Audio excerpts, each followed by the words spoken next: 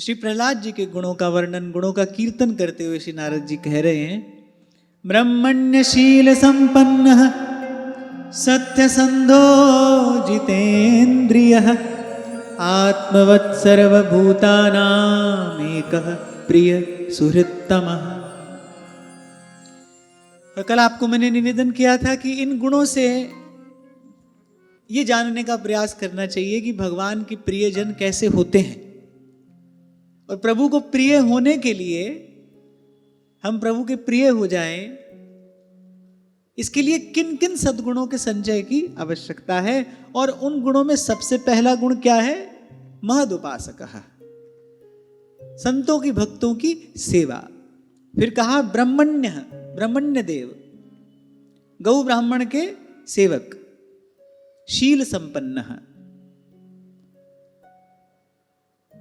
पवित्र आचरण, सत्य संधो, सत्य में दृढ़ निष्ठा, जितेंद्रिय, अत्यंत संयमी, और आत्मवत् सर्वभूतानां एकः प्रिय सुहृत्तमः, अपना साजी सबको जाने,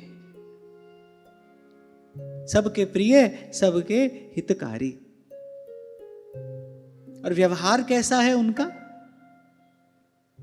बोले जो बड़े हैं उनके चरणों में सेवक की तरह झुक कर रहते हैं,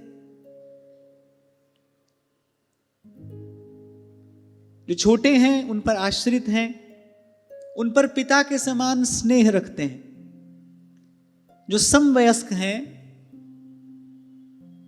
वो भ्रातृ के समान, सुहृद के समान उनसे व्यवहार करते हैं, और गुरुजनों में भगवत भाव रखते हैं।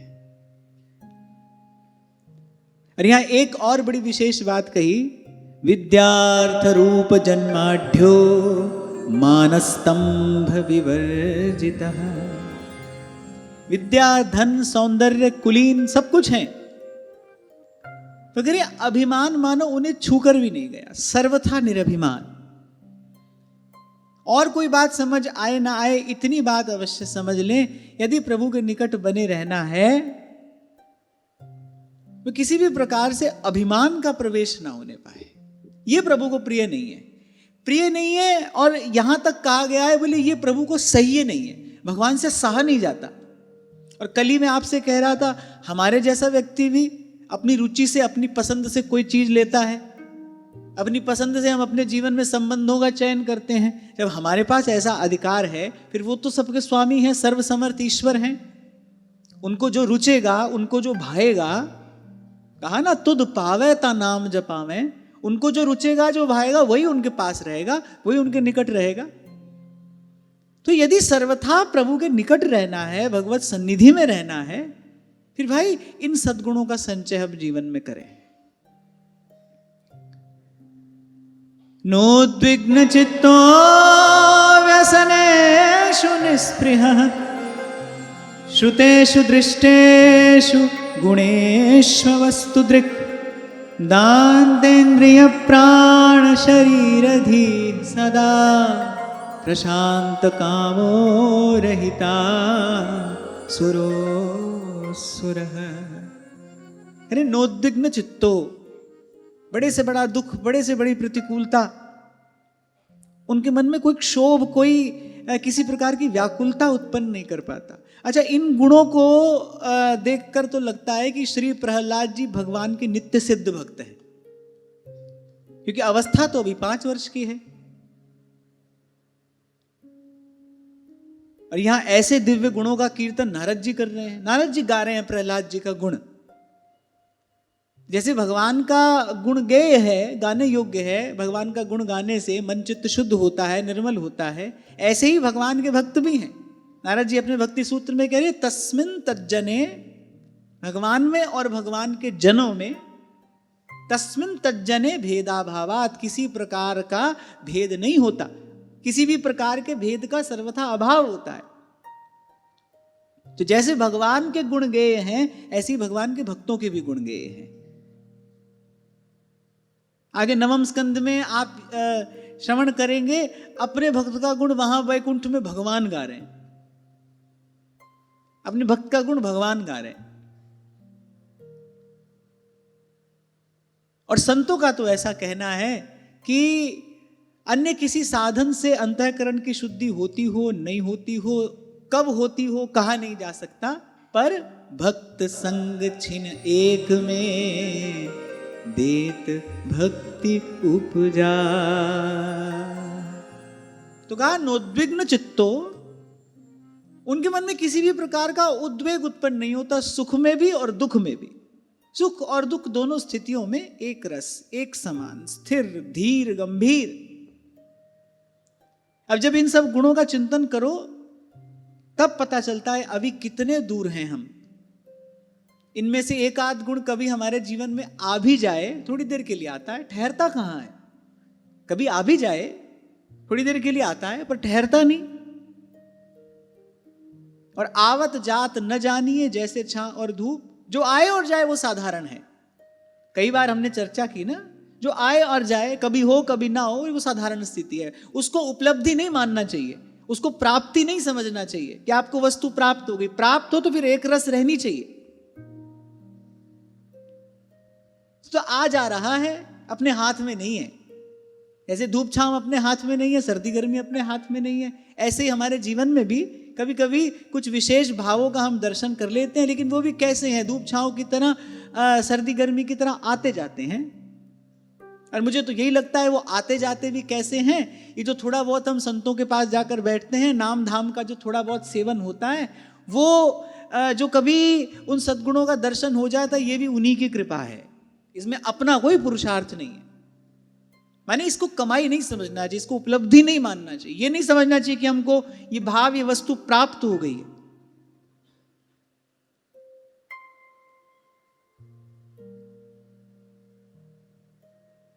तो वह किसी भी प्रकार का उद्वेग नहीं है उनके चित्त में, प्रत्येक स्थिति में। अच्छा, सुख में भी और दुख में भी। आपसे मैंने कहा था हलचल दोनों ही स्थितियों में होती है, सुख में भी होती है, दुख में भी होती है। सुख में भी एंग्जाइटी होती है, व्याकुलता होती है, बेचैनी होती है। होता है ना कभी कभी खुशी के मारे नींद नहीं आती, उसमें भी हलचल है, दुख में भी है। लेकिन वो दोनों ही स्थितियों में धीर, गंभीर, एक रस, शांत, प्रसन्न। और फिर कहा व्यसनेषु निस्पृह, लोक परलोक के सब भोगों का उनको ज्ञान है, सबके विषय में उन्होंने देखा सुना है, पर उनको मानते हैं निस्सार और असत्य। यही बताता है कि भाई भगवान के नित्य सिद्ध भक्त हैं वो। 3 प्रकार के भक्त कहे गए हैं। एक तो नित्य सिद्ध हैं, भगवत स्वरूप ही होते हैं वो भगवान के धाम से किसी विशेष कार्य के लिए आते हैं, भगवान भेजते हैं उनको, भक्ति सिद्धांत की प्रतिष्ठा के लिए भगवान भेजते हैं, तो नित्य सिद्ध हैं। फिर कुछ हैं जो साधन सिद्ध हैं, वो गुरुजनों के अनुशासन में रहकर साधन करते हैं और धीरे धीरे सिद्धि को, सिद्धावस्था को, शुद्धावस्था को प्राप्त होते हैं। एक है जो कृपा सिद्ध है, अकारण करुणा वरुणालय भगवान की कोई अहेतु की कृपा हो जाती है, कृपा से सिद्ध हो जाते हैं। जैसे कोई उदाहरण आपके स्मरण में आता हो?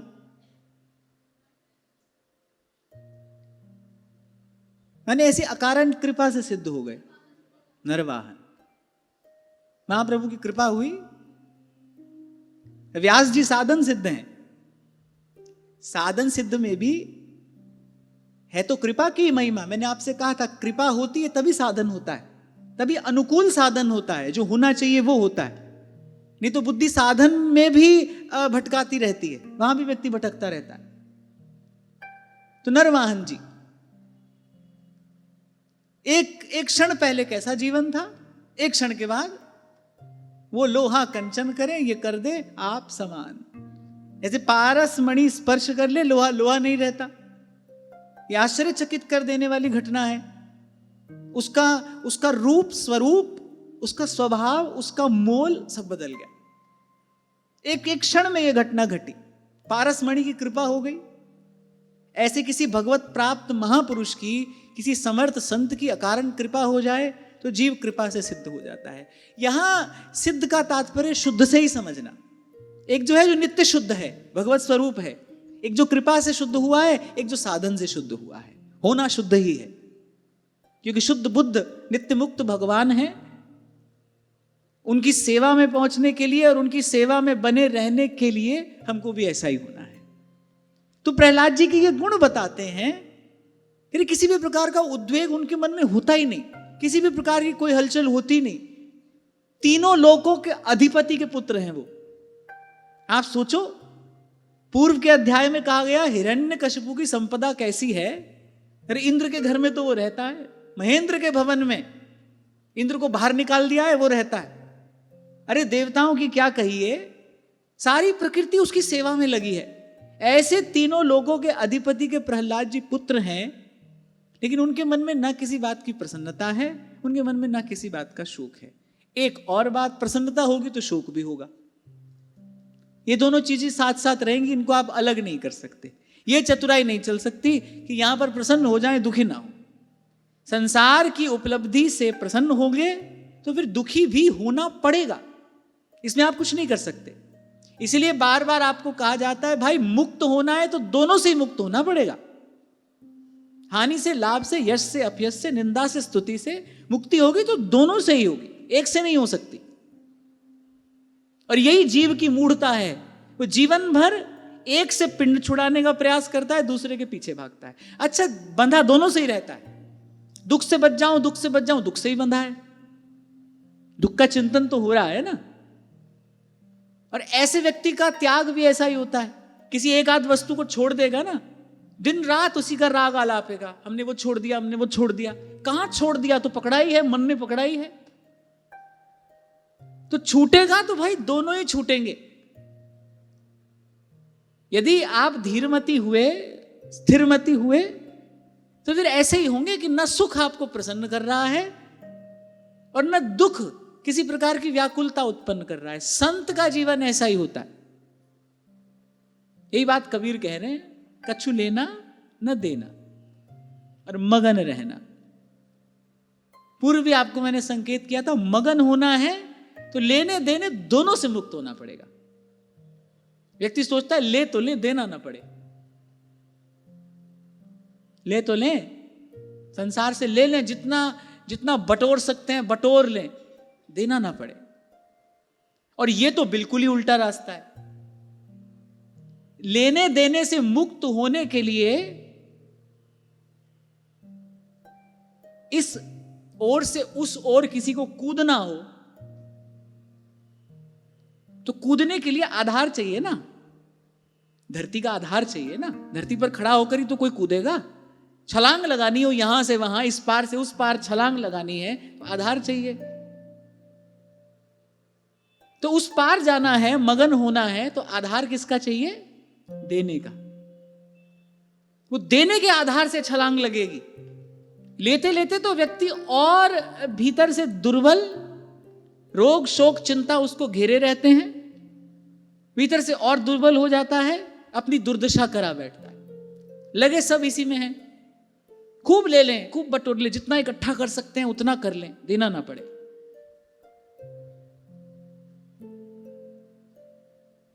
तो लेने देने से मुक्त होने के लिए, उस पार छलांग लगाने के लिए जो आधार चाहिए ना, वो तो देना है। जैसे आपको कभी मैंने कहा था कि सुख और दुख में, सुख में उछलना नहीं, दुख में घबराना नहीं। इनमें से पहले किसी भाव का अभ्यास करना हो तो किसका करना? सुख में फूलना नहीं। आप देखना दुख में घबराहट होगी नहीं, सुख में ना फूलना। इसीलिए ध्रुवदास जी ने भी पहले क्रम में यही कहा, सुख पाए फूले नहीं और दुख पाए बिललाए। सुख पाए फूले नहीं, पर ये होता नहीं भाई। इसके लिए सतत निरंतर सत्संग चाहिए। जैसे कोई पाठ होता है ना, कठिन होता है, उसको बार बार बार बार बार बार दोहराना पड़ता है और दोहराते ही रहना पड़ता है। जैसे हमने व्याकरण पढ़ा तो हमारे आचार्य ने कहा कि आप कभी ये ना कहना व्याकरण पढ़ लिया, बोलिए तो पढ़ते रहना पड़ेगा। अरे हमने कहा एक बार पढ़ लिया, बड़े प्रसन्न हुए हम जिस दिन एक पुस्तक पूर्ण हो गई।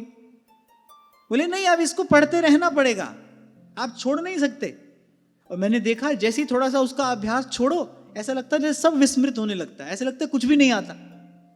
अगर उसका अभ्यास छोड़ दें वो जो सूत्र हैं उनको बार बार दोहराना पड़ता है, उसका अभ्यास करते रहना पड़ता है। आप उसको छोड़ नहीं सकते, छोड़ते ही उसकी विस्मृति होने लगती है। ऐसे ही सत्संग में भी आपको निरंतर आना पड़ेगा, सद्विचार का चिंतन मनन करना पड़ेगा और करते रहना पड़ेगा। जैसे ही सत्संग छूटा वैसे ये सब विचार जो हैं ये भीतर देखना शिथिल पड़ते चले जाएंगे। एक दिन छूट जाएगा हाथ से ये सब, फिर देखोगे भाई जहां है वहीं। ये मैंने अनुभव प्राप्त किया। विद्या कोई भी हो उसको अभ्यास की निरंतर आवश्यकता है। अभ्यास छोड़ दिया तो उसकी विस्मृति हो जाएगी। और फिर ये तो ब्रह्म विद्या है। हाँ, एक बात अवश्य है यहां विशेष है कि उन सब विद्याओं के अभ्यास में कोई विशेष रस नहीं है। मन लगाना पड़ता है अपने मन को। मैंने तो शायद आपको बताया भी था, जब मैंने वो आरंभ कर लिया कार्य, अब भाई हम तो आ गए थे वृंदावन और यहां महाप्रभु जी की कृपा से लग गया था मन रस रीति में। और रसिकों की कृपा से वृंदावन रस मोहे भावे हो, यहां तो रस ही रस है। आगे पीछे ऊपर नीचे दाएं बाएं तो रस ही रस है, रस के अतिरिक्त और कोई बात ही नहीं है। पर पहले जो अध्ययन किसी कारण से नहीं हो पाया था, अब जब उसको आरंभ किया तो पहले महीने में तो मुझे लगा भाई ये कौन सा झंझट हमने पाल लिया। अरे हम तो सीधे सीधे अपना भजन कर रहे थे। माने बड़ा शुष्क विषय है, व्याकरण जो है शुष्क विषय है। क्यों पंडित जी, है ना, थोड़ा शुष्क विषय है। हमने कहा भाई ये कहाँ लग गए। अच्छा, फिर एक बात मेरे स्वभाव में है कि कोई कार्य अगर आरंभ किया है फिर मैं उसको बीच में नहीं छोड़ सकता। उसको बीच में छोड़ना मुझे परेशान करता है। तो मैंने कहा भाई अब दो परेशानियां हैं, एक तो इसको पढ़ने की परेशानी है, एक बीच में छोड़ने की परेशानी है। दोनों आकर खड़ी हो गई हैं, एक को स्वीकार करना ही है। तो भाई पढ़ने वाली परेशानी को ही स्वीकार करो, पढ़े ही लो। खैर 2-3 महीने के बाद जब विषय में प्रवेश हो गया तब वो ठीक लगने लगा। लेकिन माने कोई ऐसे विशेष रस नहीं है। हाँ, यहां ये विशेष बात है कि ये विद्या जो है, ये जो शुद्धा भक्ति है, ये श्रवण कीर्तन स्मरण अर्चन वंदन है, इसके अभ्यास में नित्य नया रस है। दिने दिने नवम नवम नमामि नंद संभवम। कल कीर्तन किया था, आनंद आया ना। परसों किया था, उसमें भी आया है ना। भज राधे राधे गोविंद गोविंद राधे, भज राधे राधे गोविंद गोविंद राधे, गोविंद राधे गोपाल राधे, गोविंद राधे गोपाल राधे।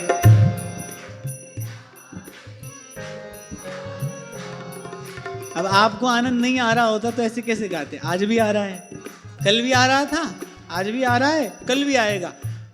और निष्ठा से लगे तो बढ़ता चला जाएगा। गोविंद राधे गोपाल राधे, गोविंद राधे गोपाल राधे, गोविंद राधे गोपाल राधे, गोविंद राधे गोपाल राधे। भज राधे राधे गोविंद गोविंद राधे, राधे राधे गोविंद गोविंद राधे, भज राधे राधे गोविंद गोविंद राधे, भज राधे राधे गोविंद गोविंद राधे, गोविंद राधे गोपाल राधे, गोविंद राधे गोपाल राधे, गोविंद राधे गोपाल राधे, गोविंद राधे गोपाल राधे। भज राधे राधे गोविंद गोविंद राधे, भज राधे राधे गोविंद गोविंद राधे, भज राधे राधे गोविंद गोविंद राधे, राधे राधे गोविंद गोविंद राधे।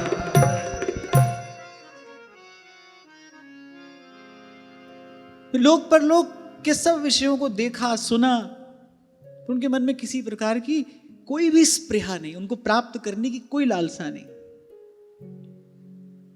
अब ऐसे तो केवल भगवान है, सर्वथा निष्काम तो केवल भगवान है, या फिर जो तद्वत भक्त हैं, जो भगवत स्वरूपी हैं। इसीलिए मैंने कहा कि श्री प्रहलाद जी के इन गुणों से स्पष्ट है, प्रहलाद जी भगवान के नित्य सिद्ध भक्त हैं। वो आए ही हैं संसार में विशुद्ध भक्ति सिद्धांत की प्रतिष्ठा करने के लिए। भक्ति की प्रतिष्ठा किसी ग्रंथ से नहीं हो सकती, भक्ति की प्रतिष्ठा तो भक्त से होती है। इसीलिए श्री महाप्रभु जी ने कहा, यह जिय जान श्याम श्यामा पद कमल संगी सिर नायो। भगवान का प्रमाण भगवान के भक्त हैं, जीता जागता प्रमाण है। जैसे ईश्वर परम चेतन है, ऐसे प्रभु का जो प्रमाण है वो भी परम चेतन है, जीता जागता प्रत्यक्ष। जो हरि आपुन नित्य हैं, त्यों ये भक्त अनादि। शुक नारद उद्धव जनक प्रहलादिक सनकादि, जो हरि आपुन नित्य हैं, त्यों ये भक्त अनादि। कोई विचारक कहते हैं कि क्योंकि गर्भ में नारद जी का सत्संग मिला। हाँ, गर्भ में मिले सत्संग की महिमा तो है, पर मुझे ऐसा लगता है प्रहलाद जी गर्भ में आए, इसीलिए प्रहलाद जी की माता के लिए ऐसी व्यवस्था की गई कि वो गर्भ काल में किसी ऋषि के आश्रम में रहें और उनको सतत सत्संग, भगवत कथा, भगवत लीला, भगवान नाम का संकीर्तन, ये सब प्राप्त होता रहे। वो प्रहलाद जी के गर्भ में आने के कारण प्रहलाद जी की माता को ऐसा वातावरण मिला, क्योंकि प्रहलाद जी नित्य सिद्ध भक्त हैं। और फिर कह रहे हैं, दांत इंद्रिय प्राण शरीर धी सदा, प्रशांत कामो रहिता सुरो सुरह। इंद्रिय प्राण और शरीर सब उनके वश में है। किसी भी काल में किसी भी प्रकार से कोई कामना उनके मन में कभी उठती ही नहीं। इसलिए कह रहा हूं, ऐसे केवल भगवान हैं, सर्वथा निष्काम, अपने स्वरूप में स्थित। भगवान तो जो करते हैं ना, वो भगवान के भक्त कराते हैं। भावे मोहि जोई, सोई सोई करे प्यारे। वो अपनी ओर से कुछ नहीं करते। यहां भी आते हैं तो किस लिए? विप्रधेनु सुर संत हित, लीन मनुज अवतार। भगवान के भक्त उनसे कराते हैं, भक्ति भगवान को विवश कर देती है। इसलिए भगवान कह रहे हैं, भाई अपने भक्तों के अधीन हैं, हों भक्तन को दास। भाई अपने भक्तों के अधीन है, ये मेरे स्वामी हैं, मैं इनका सेवक हूं, ये जो कराते हैं सो मैं करता हूं। संत कहते हैं जो ये कराते हैं वो हम करते हैं, ये कहते हैं नहीं जो ये कराते हैं वो हम करते हैं। जैसे महाप्रभु जी ने कहा, जोई जोई प्यारो करे सोई मोय भाव है मोय जोई सोई सोई करे प्यारे। श्री भगवत रसिक देव अपनी वाणी में कहते हैं, बोले गावे हम सोई सोई करें सहज लाडली लाल। बोले जो लाडली लाल करते हैं वो हम गाते हैं, जो हम गाते हैं वही लाडली लाल करते हैं। अब क्या रहस्य है? तो फिर कह दिया उन्होंने, भगवत रसिक, रसिक की बातें रसिक बिना कोई समझ सके। ऐसा तभी संभव है जब देखने में दो हो, होने में एक। ये जो बात कही जा रही है ना, भक्त कहते हैं भाई हमारे प्रभु जो हमसे कराते हैं वो हम करते हैं, हमारी अपनी कोई इच्छा नहीं है। और भगवान कह रहे हैं भाई हम तो सर्वथा निष्काम हैं, हमारी तो कोई इच्छा है ही नहीं। ये हमसे जो कराते हैं इनका भाव हमको विवश कर देता है, उस निर्गुण निराकार को सगुण साकार कर देता है। वो जो जन्म कर्म से सर्वथा रहित है उसको जन्म लेने पर बाध्य कर देता है। भगवान कर्म भी करते हैं, यद्यपि जन्म कर्म दिव्य है पर जन्म कर्म भी है। इसके मूल में क्या है, इसका कारण क्या है? बोले भक्तों की भक्ति हमको विवश कर देती है। भक्त जब पुकारते हैं तब हमसे रहा नहीं जाता, तब हमको दौड़ना ही पड़ता है, तब हमको आना ही पड़ता है। तो ऐसा कैसे संभव है? वो कह रहे हैं वो कह रहे हैं वो। तो ऐसा एक ही स्थिति में संभव है, कहने को दो हैं, दो ही मन मिल एक है भय। कहने को दो हैं, होने को एक है, एक ही तत्व है। भक्त भक्ति भगवंत गुरु, चतुर नाम वपु एक, एक तत्व है। इसलिए संत कहते हैं कि दास में हरि और हरि में दास। भगवान के भक्तों के हृदय में भगवान विराजमान है, भगवान के हृदय में भगवान के भक्त हैं। वे दास में हरि और हरि में दास। पर बोले हरि है दूर, दास है पास। लेकिन ठाकुर जी तो दूर हैं, दास है पास। इसीलिए श्री कुंभन दास जी ने कहा, अब ठाकुर जी ने जब खींचा ना अचला, बोले अरे बाबा कहाँ जा रहे हो? राजभोग की आरती का शंखनाद हुआ, कुंभन दास जी दौड़कर जाने लगे। बोले अरे बाबा हम तो यही हैं। अरे बोले तुम तो स्वतंत्र हो, आज हो कल नहीं हो। और बोले कि वहां आचार्यों ने तुमको प्रीत की डोर से बांध कर बिठाया है, एक बात। और केवल आपके दर्शन के लिए नहीं जाते, आपके दर्शन का तो बहाना है। आपके दर्शन के बहाने से आचार्य चरणों का दर्शन हो जाता है, वैष्णवों का, भक्तों का, भगवदियों का दर्शन हो जाता है। और सबसे महत्वपूर्ण बात, जिनकी कृपा से आप यहाँ खेल रहे हैं, जिनकी कृपा से ये भाव हमको प्राप्त हुआ है, तो उनको कैसे छोड़ सकते हैं? ठाकुर जी को वहीं छोड़कर कुंभन दास जी गए श्री गोवर्धन नाथ का दर्शन करने के लिए। उन्होंने कहा भाई आप दूर हैं, दूर माने आप हमारे वश में नहीं है ना। आज हैं, अब जीवन भर आपको कोई पुकारता रहे, नहीं आओगे तो नहीं ही आओगे। और ये तो ऐसे करते ही हैं। इनका तो प्रसाद ही यही है, एक झलक दिखा देंगे, थोड़ा सा मुस्कुरा देंगे, तुम्हारे चित्त वित्त का हरण कर लेंगे।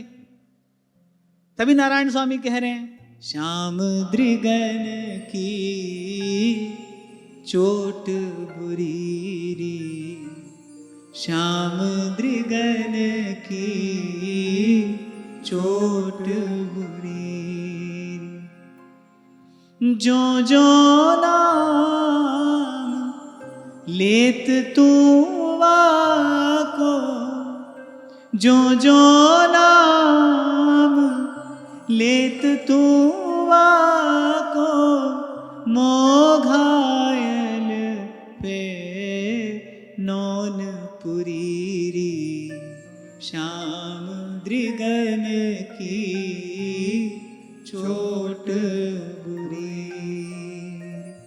नारायण स्वामी आगे कहते हैं, का जानो सब मति सखी मेरी, कौन विपिन में जाए दुरीरी। मेरी बुद्धि को भी जाने क्या हो गया है, समझ तो सब आ रहा है पर कर कुछ भी नहीं पा रही हूं। श्याम दृगन की चोट बुरी री। तो इनका तो ऐसा स्वभाव है, यही करेंगे, एक झलक आपको दिखा देंगे, थोड़ा सा मुस्कुरा देंगे, बलगु वाक्य तो है ही, एक आध मीठी बात भी कर देंगे। तभी गाने वाला गाता है, तू पहले प्रीत बढ़ा के फिर करता है होशियारी, मैंने तेरे प्रेम में आके छोड़ी दुनिया सारी। तुमसे सब छुड़ा देंगे, फिर तुम पुकारते रहो, रोते रहो, बिलबिलाते रहो, फिर जब आएंगे तब आएंगे। तो इनका स्वभाव है। मैं कल रात को किसी से कह रहा था, मैंने कहा भाई कुछ लेना हो, किसी वस्तु की इच्छा हो, लौकिक अलौकिक किसी वस्तु की इच्छा हो, तो मैंने कहा भाई फिर तो इनसे सर्वथा निराश हो जाओ, कुछ मिलने वाला नहीं है। यहां ही लिखा है, भगवान वेदव्यास ही करे आराध्य आत्म प्रदम देवम। अगर देंगे कभी, बोले अपने आप को ही देंगे, कोई वस्तु इनसे मिलने वाली नहीं है। वस्तु प्राप्त करनी है तो जाइए अन्य देवी देवताओं का आराधन करिए, ये नहीं देंगे कुछ। ये तो घर घुस के उठा लाएंगे, घर घुस के माखन चुराया, यहां भीतर घुस के चित्त वित्त का हरण कर लिया। आचार्य स्तुति कर रहे हैं यही कह के, व्रजे वसंतम नवनीत चौरम, अनेक जन्मार्जित पाप चौरम, चौराग्रगण्यम पुरुषम नमामि। ये तो इनका यश है। कुछ और चाहिए तो भाई कहीं और जाओ, यहां कुछ मिलने वाला नहीं है। यहां तो मिलेंगे तो यही मिलेंगे, जो इनकी आराधना करता है अपने आप को ही प्रदान करते हैं। इसीलिए तो जितने सकाम उपासक हैं इनके पास नहीं आते,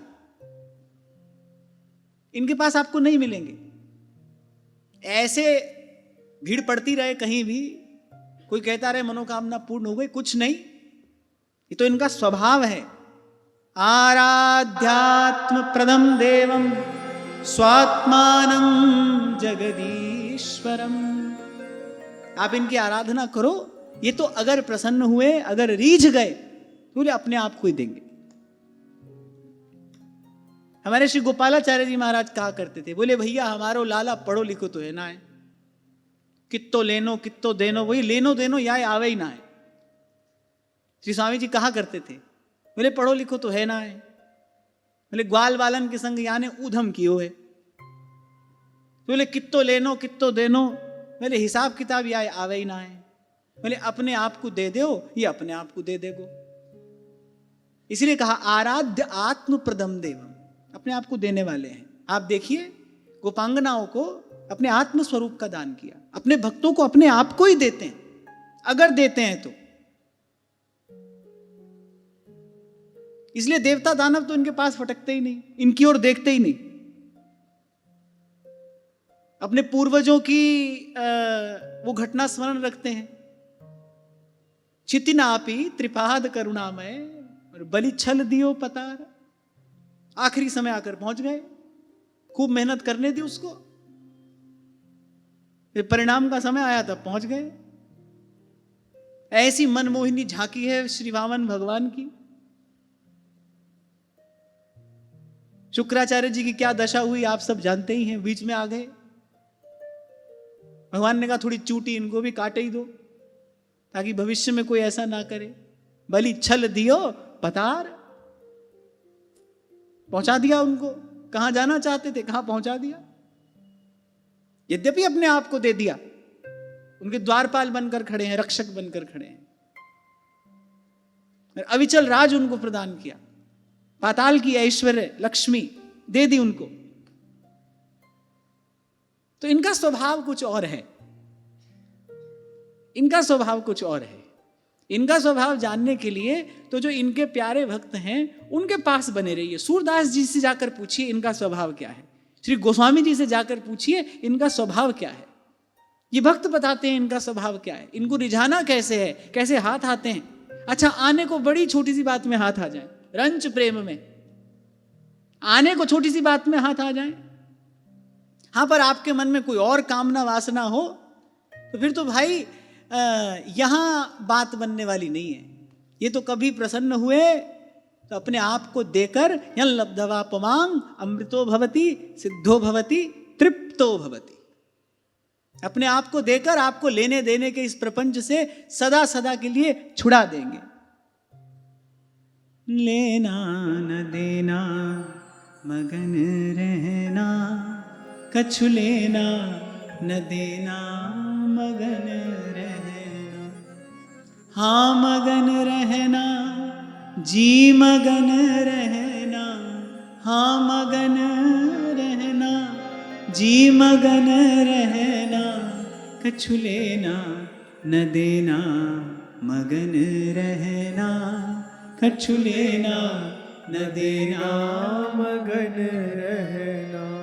जैसे कोई बड़ा धनी मानी बड़ा संपन्न व्यक्ति होता है ना, तो अपने लिए बढ़िया घर बनाता है, बढ़िया से बढ़िया स्थान लेता है, बढ़िया से बढ़िया घर बनाता है, एक से एक सुविधा उसमें जुटाता है,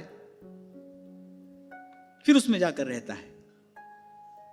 ये भी ऐसे ही है, पहले भक्त को सर्वथा निष्प्रिय निष्काम करते हैं, पहले ऐसा बना देते हैं जो वो बेचारा अपने भीतर लिए रहता है ना, एक एक करके उसको छुड़ाते हैं। उस दिन आपको मैं कह ही रहा था, सहजता से छोड़ दो, काम जल्दी हो जाएगा, पकड़े रहोगे देर लगेगी, पर ये कराएंगे तो। अगर इनके मन में ये आ ही गया है कि आपको अपना बनाना है, फिर किसी भी प्रकार से कार्य कराएंगे, आपके सारे प्रयास असफल होंगे, सब संबंधों से विच्छेद करा दिए जाएंगे। तो ये भी पहले ऐसे करते हैं, पहले भक्त को सर्वथा निष्प्रिय निष्काम करते हैं, फिर जब इनके रहने योग्य स्थान तैयार हो जाता है फिर जाकर उसमें विराजमान हो जाते हैं। कबीरा मन निर्मल भया जो गंगा काली, पीछे पीछे हरि फिरे कहे कबीर कबीर। यहाँ पर मैं ये निवेदन आपको कर रहा था, ये भगवतीय गुण है, निष्कामता। ये जीव का स्वभाव नहीं है। जीव का स्वरूप तो है पर उसका स्वभाव नहीं। निष्कामता जीव का स्वभाव नहीं है। निष्काम आप अपने बल से, अपनी सामर्थ्य से नहीं हो सकते। ये तो भगवान का गुण है। भगवान के नित्य सिद्ध जो भक्त हैं, ये उनका गुण है, उनकी कृपा से प्राप्त होता है, उनके अनुग्रह से प्राप्त होता है। इसीलिए कहा मुख्यतस्तु महत् कृपे। रविदास जी कह रहे हैं मूल तो कृपा रसिक भक्तन की, उनकी कृपा होए तो ये रस उर में आवे। और प्रहलाद जी ऐसे हैं, अत्यंत संयमी, इंद्रिय प्राण शरीर मन सब उनके वश में है। चित्त में कभी किसी भी प्रकार की कामना नहीं उठती, और जन्म से असुर होने पर भी आसुरी संपत्ति का लेश भी उनमें नहीं है। एक और बात यहां समझने की है, भगवान का भक्त कहीं भी कभी भी प्रकट हो सकता है। ऊंच नीच घर अवतरे पर रहे संत का संत। अरे प्रेम बीज पलटे नहीं। असुर कुल में भी भगवान के भक्त उत्पन्न हुए हैं। हरि को भजे सो हरि का होए, सोई कवि कोविद सोई रणधीरा, जो छल छाड़ी भजय रघु बीरा। आगे यही बात नारद जी कह रहे हैं, यस्मिन् महद्गुणा राजन गृह्यन्ते कविभिर्मुहुः, न ते धुनापि धीयन्ते यथा भगवतीश्वरे। बोले जैसे भगवान के गुण अनंत है ना, ऐसे श्री प्रहलाद जी के श्रेष्ठ गुण भी अनंत हैं, उनकी कोई सीमा नहीं है। बोले महात्मा लोग सदा से उनका वर्णन करते आए हैं, करते रहेंगे। बोले देवता यद्यपि उनके शत्रु हैं, लेकिन उनकी सभा में भी अगर कभी भक्त चरित्र का गान किया जाता है ना, तो प्रहलाद जी उपमान है। जैसे कहा जाता है कि अरे अमुक भक्त तो बिल्कुल प्रहलाद जी जैसे भक्त हैं। नहीं, प्रहलाद जी उपमान है। आपकी भाषा में गए तो आइडियल, उनका उदाहरण दिया जाता है। प्रहलाद जी उदाहरण है, आदर्श हैं। भक्ति के सब लक्षण, सब गुण धर्म पूर्ण रूप से, पूर्ण प्रफुल्लित रूप से उनमें विराजमान है, प्रत्यक्ष हैं। लेकिन आगे एक बड़ी सुंदर बात कही नारद जी ने। कुछ गुणों का वर्णन किया और कहा भाई भगवान के गुण अनंत हैं, इनके भी गुण अनंत है। कहां तक हमारी वाणी कहने में समर्थ है? गुणैररम संख्यैर माहात्म्यं तस्य सूच्यते, वासुदेवे भगवती यस्य नैसर्गिकी रतिः। अगर उनकी महिमा का वर्णन करने के लिए उनके अगणित गुणों को कहने सुनने की आवश्यकता नहीं है। एक ही गुण पर्याप्त है कि श्री कृष्ण के चरणों में जन्मजात प्रेम है। बोले यही सब गुणों का मूल भी है, और यही सब गुणों का सर्वोपरि शिखर भी है। यही सर्वोज्वल सर्वोपरि गुण है। इसलिए गोस्वामी जी गा रहे हैं, नीति निपुण सोई चतुर सयाना, श्रुति सिद्धांत नीक तेई जाना, सोई कवि कोविद सोई रणधीरा, जो छल छाड़ भजै रघुबीरा। सोई गुणज्ञ सोई बड़ भागी,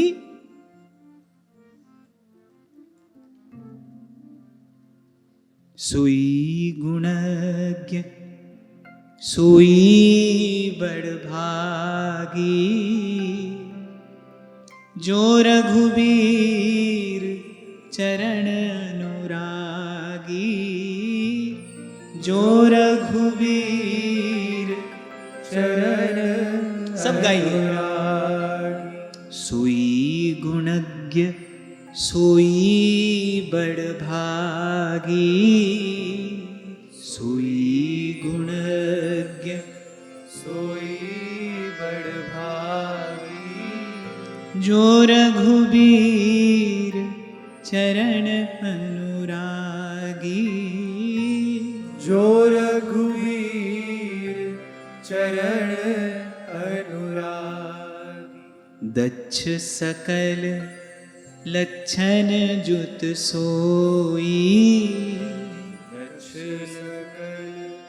लक्षण जुत सोई। जाके पद सरोज रति होई। जाके पद सरोज रति होई। श्री नारद जी ने कहा एक ही गुण पर्याप्त है। एक गुण कहने से उनकी सारी महिमा समझ में आ जाएगी। भगवान के चरणों में नैसर्गिक सहज प्रीति है, सहज स्नेह है। आहा हा, माने सब गुण इनमें विराजमान होंगे ही होंगे, और कुछ कहने सुनने की आवश्यकता नहीं। मेरे श्री कृष्ण के चरणों में सहज स्वाभाविक की रति है। जैसे गोस्वामी जी मांग रहे हैं ना, तुम सन सहज स्नेह। अरे सहज स्नेह है भगवान के चरणों में, तो माने सब गुण विराजमान होंगे ही होंगे, अवश्य होंगे, और कुछ अधिक विस्तार से कहने सुनने की आवश्यकता नहीं है, यही पर्याप्त है। दक्ष सकल लक्षण जुत सोई। जाके पद सरोज रति होई। जाके पद सरोज रति होई। कैसी कैसी सुंदर स्थिति है श्री प्रहलाद जी की। नारद जी अत्यंत हर्षित हो गए। प्रहलाद जी के गुणों का गान करते करते नारद जी अत्यंत हर्षित हो गए, फूले नहीं समा रहे हैं। न्यस्त क्रीडन को बालो जडवत् तन्मनस्तया। कृष्ण ग्रह गृहीतात्मा न वेद जगदीदृशम। नारद जी कह रहे युधिष्ठिर बचपन में ही बोले खेल कूद छोड़कर और भगवान के ध्यान में जड़वत, प्रस्तर की प्रतिमावत तन्मय हो जाया करते थे। मैंने बाल्यावस्था में ही खेल कूद छोड़कर समाधि में बैठ जाते थे और बस भगवत स्मरण करते ही समाधि लग जाती थी। प्रस्तर की प्रतिमा, जैसे पाषाण की कोई प्रतिमा हो, बोले इस प्रकार भगवान के स्वरूप में, भगवान के गुण चिंतन में, भगवान की लीला चिंतन में तन्मय हो जाया करते थे। फिर बड़ी सुंदर बात नारद जी कह रहे, बोले कृष्ण ग्रह गृहीत आत्मा न वेद जगदीदृशम। और बोले क्यों ना हो, श्री भगवान के, भगवान श्री कृष्ण के, कृष्ण ग्रह गृहीत आत्मा, बोले श्री कृष्ण के अनुग्रह रूप ग्रह ने उनके हृदय को इस प्रकार ग्रस लिया था, बोले किसी और वस्तु की, अपनी देह की, संसार की कोई सुध बुध उनको रहती नहीं थी। कोई ग्रह कैसा भी हो, अनुकूल हो, प्रतिकूल हो, वक्री हो, कैसा भी हो, श्री कृष्ण का अनुग्रह है तो सब मंगल है। तो और किसी ग्रह के पीछे भागने की आवश्यकता नहीं है। शनि मंगल जहां हैं उनको वहीं रहने दो, राहु केतु जो करते हैं उनको वही करने दो, अपने को इस ग्रह से मतलब नहीं है। श्री कृष्ण का अनुग्रह हो जाए, श्री कृष्ण का अनुग्रह है तो जो पे कृष्ण चरण मन अर्पित करी है, कहा नवग्रह रंक। कितना बड़ा बल दिया है आचार्य चरण ने आपको, हमको। अरे कृष्ण चरण मन अर्पित करी है, कहा नवग्रह रंक।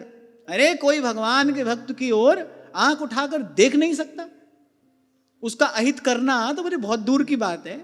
भगवान के भक्त का अहित चिंतन करने वाला अपना ही अहित करता है। भगवान के निज जनों की रक्षा में भगवान का सुदर्शन चक्र सदा तत्पर है, ये भगवान की आज्ञा है। सारी प्रकृति भक्त के अनुकूल रहती है, ये भगवान की भक्त के लिए की गई व्यवस्था है। भगवान कैसे लाड़ लड़ाते हैं अपने भक्त को, भगवान कैसे दुलारते हैं अपने भक्त को, ऐसे। हमारे बाबा कहा करते थे, बोले भगवान के भक्त का अहित चाहने वाला बोले मां के पेट में ही नष्ट हो जाता है, वो अस्तित्व में ही नहीं आता। जिसके सिर ऊपर तुम स्वामी। और सूरदास जी तो कह रहे, अरे वाह को केस खसे नहीं सिर ते, जो जग बैर करे।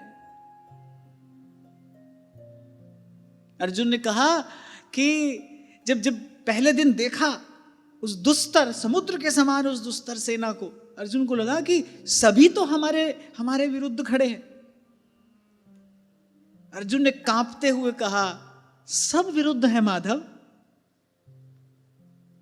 अर्जुन ने कांपते हुए स्वर से कहा, सब विरुद्ध है माधव। और श्री कृष्ण ने मेघ गंभीर स्वर में कहा, सब हारेंगे पार्थ। अर्जुन ने कहा सब विरुद्ध है माधव, श्री कृष्ण ने कहा सब हारेंगे पार्थ।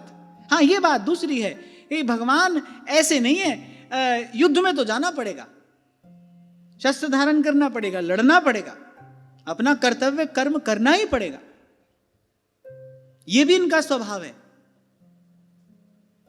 भक्त को रोग हो जाए तो उसके रोग में उसकी सेवा करेंगे, उसका रोग दूर नहीं करेंगे, रोग में सेवा करेंगे उसकी, लेकिन रोग दूर नहीं करेंगे। उससे क्या होगा? भक्त सकाम हो जाएगा, प्रेम दूषित हो जाएगा, प्रीति की जो परिपाटी है वो विकृत हो जाएगी। भक्त के मन में सकामता नहीं आने देते। श्री माधव दास जगन्नाथ जी के परम भक्त, सिद्ध भक्त, भाव सिद्ध जगन्नाथ जी प्रत्यक्ष हैं उनको। अतिसार का उनको रोग हुआ, शरीर अत्यंत दुर्बल हो गया, अपने शरीर पर लगा मल धोने के योग्य भी नहीं रहे, अत्यंत दुर्बल अवस्था में समुद्र किनारे जाकर पड़ गए। एकाएक अत्यंत सुखद स्पर्श की अनुभूति हुई, रोम रोम पुलकित हो रहा है उनका। और श्री जगन्नाथ जी, श्री ठाकुर जी स्वयं अपने हाथों से और माधव दास जी की सेवा कर रहे हैं। श्री माधव दास जी ने कहा, प्रभु मेरे रोग से कहीं अधिक पीड़ा मुझे यह दृश्य देखकर हो रही है। रोग से कष्ट है, पर उससे कहीं अधिक कष्ट मुझे आपको ये सब कार्य करते देखकर हो रहा है। बोले आप मेरा रोग ही दूर क्यों नहीं कर देते?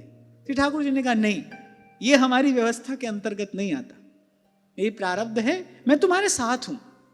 आपसे कहा था ना मैंने, श्री कृष्ण ये नहीं कहते कि तूफान नहीं आएगा, हाँ वो ये विश्वास जरूर देते हैं आपको कि तुम्हारी कश्ती नहीं डूबने दूंगा मैं। तूफान एक आए या अनेक आए तो तुम्हारी कश्ती नहीं डूबेगी। और भगवान को ऐसा ही खेल खेलने में आनंद आता है। और भगवान के भक्त जब वो जान लेते हैं हमारे प्रभु को यही खेल प्रिय है, तो इसी खेल का अभ्यास करने लगते हैं। किसी खेल को निपुण कुशल होकर खेलने के लिए उसका अभ्यास करना पड़ता है कि नहीं? अब मान लो किसी को राष्ट्रीय स्तर पर खेलना हो तो उसको अपने जीवन के कुछ साल उस खेल का अभ्यास करना पड़ेगा ना। जहां कोई उपलब्धि प्राप्त नहीं होगी, अभ्यास ही उपलब्धि है, बस अभ्यास करना पड़ेगा। फिर जब ठाकुर जी को ये खेल प्रिय है तो ठाकुर जी के भक्त सोचते हैं, भाई जब इनको यही खेल प्रिय है, हम इसी खेल का अभ्यास आज से शुरू कर देते हैं। इसलिए भक्त ना किसी युद्ध से घबराता है, ना किसी प्रतिकूलता से घबराता है। वो ये भी जानता है भाई डोर इनके हाथ में है, तूफान आएगा कश्ती डूबने नहीं देंगे, युद्ध में ले जाएंगे हारने नहीं देंगे, पराजित नहीं होने देंगे, अहित नहीं होने देते भगवान। कैसी सुंदर व्यवस्था श्री ठाकुर जी ने कर दी। हनुमान जी को कहा आप ऊपर बैठ जाइए। हनुमान जी के विराजमान होते ही अर्जुन का रथ विजय रथ हो गया। चारों जुग प्रताप तुम्हारा। श्री हनुमान जी जैसा रथ की ध्वजा पर विराजमान है। हनुमान जी का तेज कैसा है? आपन तेज सम्हारो आपे। हनुमान जी, अगर कोई हनुमान जी की शक्ति को अगर संभाल सकता है तो वो स्वयं ही है और दूसरा कोई नहीं है। आपन तेज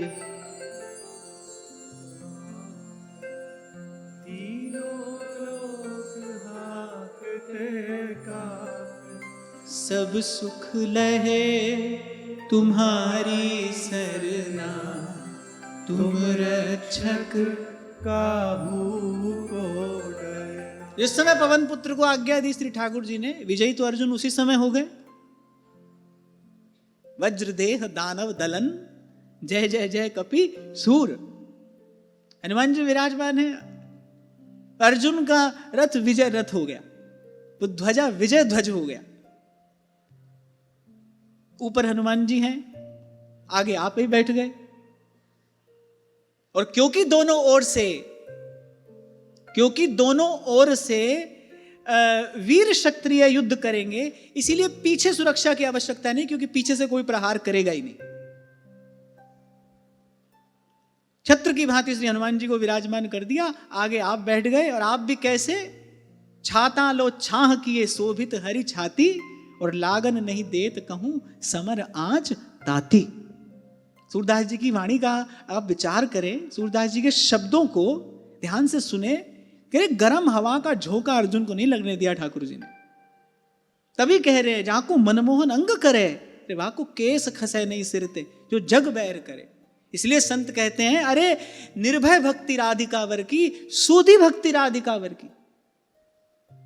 पूज्य श्री पंडित जी महाराज के कृपा पात्र, उनके अंतरंग सेवक, उनके मन में शास्त्र पढ़ने की इच्छा का उदय हुआ कि मन में इच्छा है कि हमको शास्त्र अध्ययन करना है। पूज्य श्री पंडित जी महाराज ने कृपा पूर्वक सर पर हाथ रखते हुए कहा, सब शास्त्रन को सार हमने तुमको प्रदान कर दियो है। बोले ये परिश्रम तो हमने कर लियो, अब तुमको करने की आवश्यकता नहीं है। सब बात को सार भगवान नाम है, बस नाम रटो। उनको उस ओर जाने नहीं दिया, अपितु उनकी विद्या वासना का नाश कर दिया।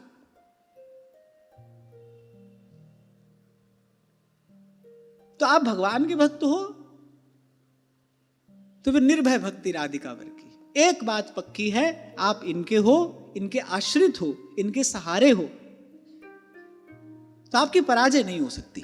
युद्ध तो होगा, युद्ध में तो ये खींच कर ले जाएंगे, और आप युद्ध से भागने लगोगे तो आपको ज्ञान देकर, बोध देकर, डांटा फटकारा भी अर्जुन को। क्या नपुंसक की भांति व्यवहार करता है, फटकार दिया अर्जुन को। एक क्षत्रिय के लिए इससे बड़ा शब्द नहीं हो सकता है कोई अपमानजनक शब्द, क्षत्रिय कोई नपुंसक कह दे। यही कहा भगवान ने गीता के आरंभ में। बहुत किंतु परंतु अर्जुन किए चले जा रहे थे तो थोड़ा डांट कर कहा, मन मना मद भक्ता मद्याजिमाम नमस्कुरु। तो युद्ध में तो ये ले जाएंगे, युद्ध आपसे कराएंगे, आपके रक्षक बने रहेंगे, आपके आगे रहेंगे। लागन नहीं देत कहूं समर आज ताती। तो इनके पक्ष में होना है तो भाई इस खेल का अभ्यास करिए। और यहां यह कहा कि जिसको श्री कृष्ण के अनुग्रह रूपी ग्रह ने ग्रस लिया हो, बोले उसे किसी और ग्रह की क्या चिंता है, भगवान का अनुग्रह हो। इसलिए मैंने कहा बाकी सब ग्रह जहां हैं वहीं रहें। कुछ समय पहले एक बच्ची ने पूछा था ना कि पहले कुंडली नहीं मिलाई, अब मिलाई है, तो कोई कह रहा है मंगल ग्रह का दोष है। अब जहां है जैसा है पड़ा रहने दो। हरिगुण नाम वेद धुनि सुनियत, यही हमारी वेद धुनि है, हमारे लिए यही कृत कर्तव्य है। कृष्ण गोविंद गोविंद गोपाल नंदलाल, कृष्ण गोविंद गोविंद हे गोपाल नंदलाल। इसलिए आपसे कहा था, आज फिर आपको स्मरण दिलाता हूं, घर में कोई उत्सव हो, कोई शुभ कार्य हो, भक्त नामावली का गान करिए, कुछ देर भगवान के पवित्र नाम का कीर्तन करिए, सब हो गया। हमको कहीं और देखना ही नहीं, हमको कुछ और विचारना ही नहीं। हमारे लिए यही कर्तव्य है। हमको सर्वथा भगवान नाम के आश्रित रहना है, हरि नाम के आश्रित रहना है। यही कली कर्म न धर्म विवेकु, राम नाम अवलंबन एकु। नाम जप करो, कराओ, भगवान के नाम का कीर्तन अपने घर में करो, कराओ, भक्त नामावली का गान करो, वृंदावन शतलीला का गान करो। इसी से सब मंगल होगा, सदा मंगल होगा, सर्वदा मंगल होगा। श्री जी के चरणों का ध्यान करो, नमामि राधा चरण सकल मंगल को कारण। श्री जी के चरणों का सुमिरन करके, श्री जी के चरणों का सुमिरन करके, नैनन नीर बहाइए,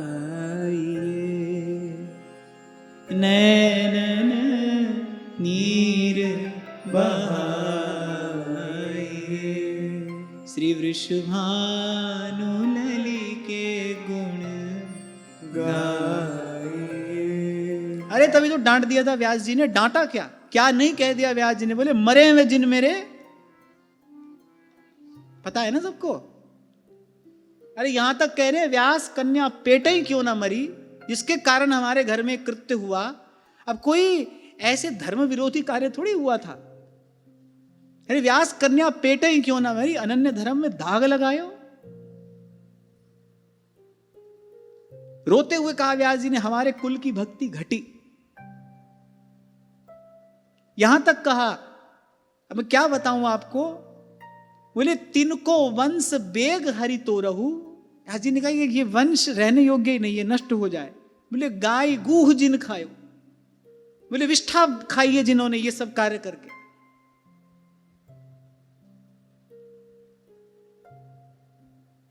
अब ये तो भाई रसिक की बातें, रसिक बिना कोई समझ सके ना। अच्छा यहां एक बात मैं आपको कहूं, यहां व्यास जी किसी भी विधि, किसी भी परिपाटी की निंदा नहीं कर रहे हैं, खंडन नहीं कर रहे हैं। व्यास जी ने कहा ये सब तुमने क्यों किया, बोले सकामता के वश होकर किया है। श्री जी के चरण छोड़ दिए, छोटी सी तुच्छ क्षुद्र कामना की पूर्ति के लिए अपने आचार्यों का दिया हुआ मार्ग छोड़ दिया। तो इस वृत्ति का व्यास जी ने खंडन किया है, इस वृत्ति की निंदा की। अरे भगवान के हो गए, अब कहीं और क्यों देखना है। सदा सर्वकालेन भजनीयो व्रजाधिप। और कोई कहे अशास्त्रीय है, तो भगवान ने ब्रजवासियों से इंद्र का पूजन निषेध कराया कि नहीं? कहां उन्हें दिया इंद्र यज्ञ? अरे गिरिराज जी हैं, इनकी शरण में जाओ, हमारे पालक पोषक यही हैं। हम भी भाई सब एक प्रकार से श्री गोवर्धन गिरिराज जी की तरहेटी में ही तो रह रहे हैं। तो हमारे पालक पोषक ये हैं, हम इनके आश्रय में रहकर भजन कर रहे हैं। इनकी कृपा, इनकी अनुकूलता, इनका अनुग्रह होगा तो हम भजन करेंगे। श्री जी तमरी शरण वल्लभ तमरी शरण, श्री जी तमरी शरण वल्लभ तमरी शरण, गिरिराज धरण श्री जी तमरी शरण। गर्व से निर्भय होकर हम प्रभु के हैं, हम श्री कृष्ण के चरणाश्रित हैं, हमको कहीं और देखना भी नहीं है। इससे भक्त का पातिव्रत नष्ट होता है, इससे भक्ति पतिव्रता नहीं रहती, व्यभिचारिणी हो जाती है। अन्याभिलाषिता शून्यम। भगवान ने कहा कहीं किसी को यज्ञ की बलि देने की आवश्यकता नहीं है। श्री महाप्रभु जी के तृतीय पुत्र गोस्वामी श्री कृष्णचंद्र जी करणानंद में कहते, बोले सब देवी देवता मुझसे निराश हो जाएं, मैं किसी को कोई बलि देने वाला नहीं हूं। बलि माने आहुति। मैं किसी को कुछ देने वाला नहीं हूं, मुझे किसी से कोई लेना देना नहीं है। मैं सदा सर्वदा सर्वथा सर्वतोभावेन श्री जी तमरी शरण वल्लभ तमरी शरण, गिरिराज धरण श्री जी तमरी शरण, श्री गिरिराज धरण श्री जी तमरी शरण। यहां पर एक बात को बड़ी सावधानी से सुनना और ग्रहण करना कि ये करते हुए कभी भूल से भी किसी की निंदा या अवहेलना नहीं हो जाए। हमको स्तुति नहीं करनी है तो निंदा भी नहीं करनी है। किसी में हीन या न्यून भाव नहीं आना चाहिए। हम श्रेष्ठ हैं ये भाव मन में नहीं आना चाहिए। सब प्रभु के हैं, हमको हमारे आचार्य ने यही मार्ग दिया है। हमको बिना किंतु परंतु किए, यही तो श्रद्धा है, इसी को तो श्रद्धा कहते हैं। हमको बिना किंतु परंतु किए कृपा पात्र सोई जानिए जो आज्ञावर्ती होए। हमको अपने आचार्य की आज्ञा का पालन करना है। हमारे आचार्य ने जिस रस रीति का प्रकाश किया है उसको धारण करना है, उस परिपाटी का निर्वाह करना है। तो खैर नारद जी ने कहा कि श्री कृष्ण के अनुग्रह रूप ग्रह ने उनके हृदय को इस प्रकार खींच लिया था, जगत की कोई सुध बुध रहती ही नहीं थी। भगवान ने अपना लिया, भगवान है वहां। तो आसीनः पर्यटन्नश्नन् शयानः प्रबिबन् ब्रुवन् नानुसन्धत्त एतानि गोविंद परिरंभितः। बैठे बैठे उनको ऐसा जान पड़ता है जैसे भगवान मुझे अपनी गोदी में उठाकर अपने हृदय से सटा रहे हैं, आलिंगन कर रहे हैं भगवान मेरा। उठते बैठते, खाते पीते, चलते फिरते, किसी से बात भी कर रहे हैं तब भी उनको ध्यान ही नहीं है, मन कहीं और है। कहाँ है? क्योंकि श्री कृष्ण के अनुग्रह ने, श्री कृष्ण के अनुग्रह रूपी ग्रह ने, यहां लिखा है कृष्ण ग्रह गृहीत आत्मा, खींच लेते हैं भगवान अपनी ओर। यदि कोई बहुत बड़ा चुंबक हो ना, छोटे छोटे चुंबक के 2-4 दाने उसके आसपास बिखेरो, ऐसे बलात् उनको अपनी ओर खींच लेता है। ऐसे जिस पर कृपा करते हैं, जिस पर अनुग्रह करते हैं, इसलिए अनुग्रह शब्द का प्रयोग है। अनुग्रह करेंगे, खींच लेंगे उसका मन अपनी ओर, कोई नहीं रहेगा, कहीं नहीं रहेगा। इसीलिए मैंने कहा किसी और वस्तु की आशा हो तो भाई कहीं और दरवाजा पकड़ो, यहां नहीं मिलने वाला है कुछ, यहां तो मिलेंगे तो यही मिलेंगे, और कुछ नहीं।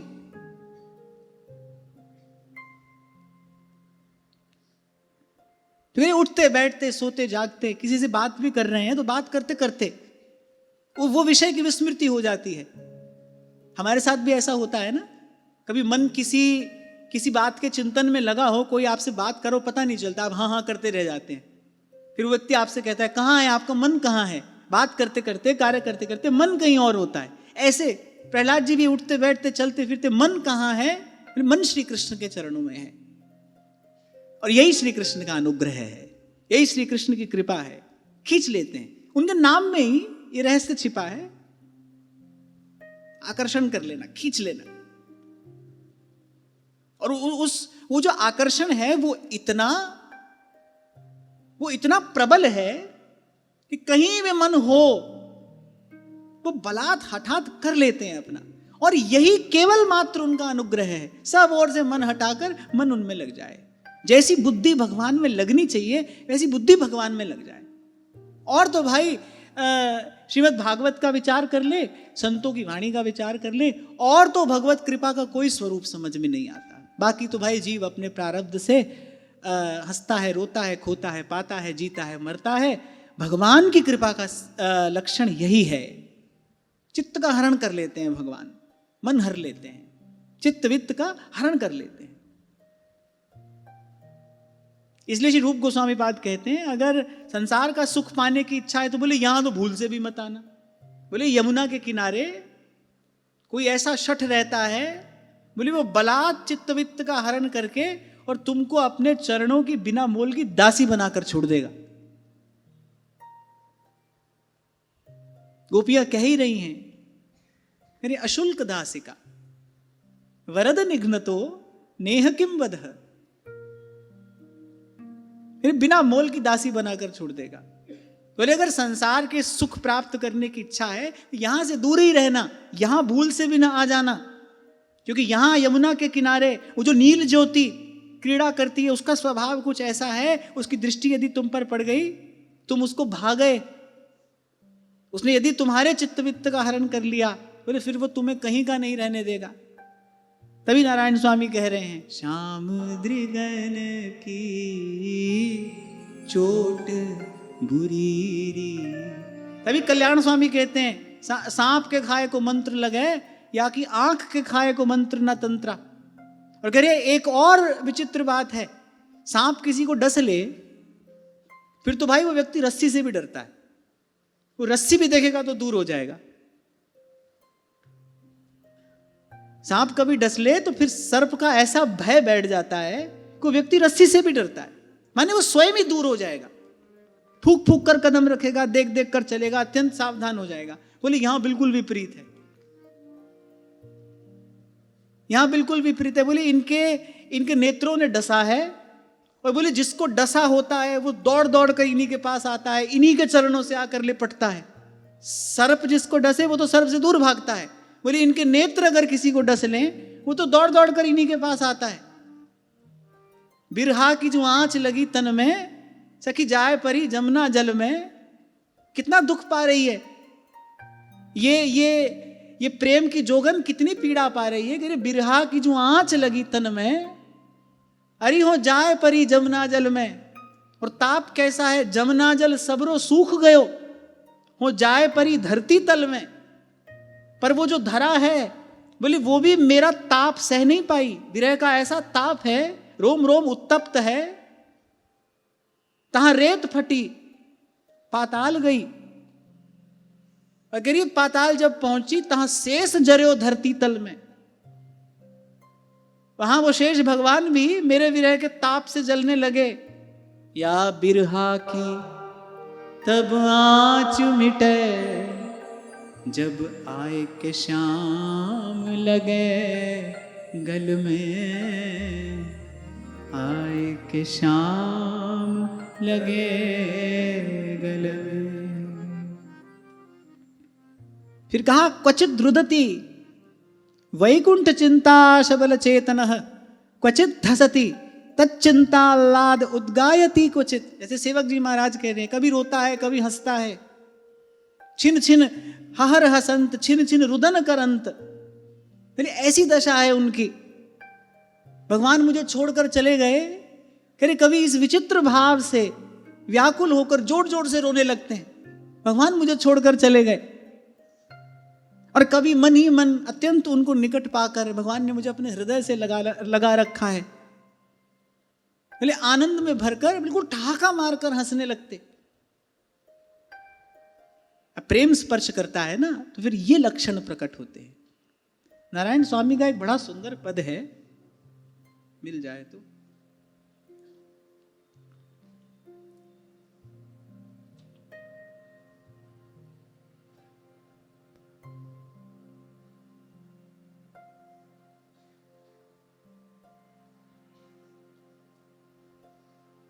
लोक लाज कुल कान छूट गई, लोक लाज कुल कान छूट गई।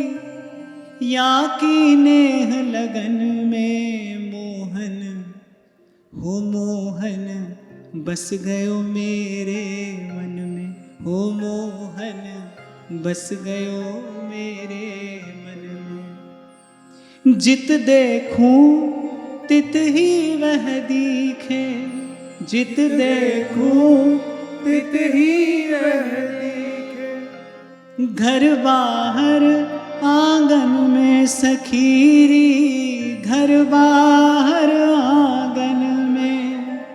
अंग अंग प्रति रोम रोम में, अंग अंग प्रति रोम रोम में। छाए रहो तन मन मेरी मोहन, री मोहन, बस गयो मेरे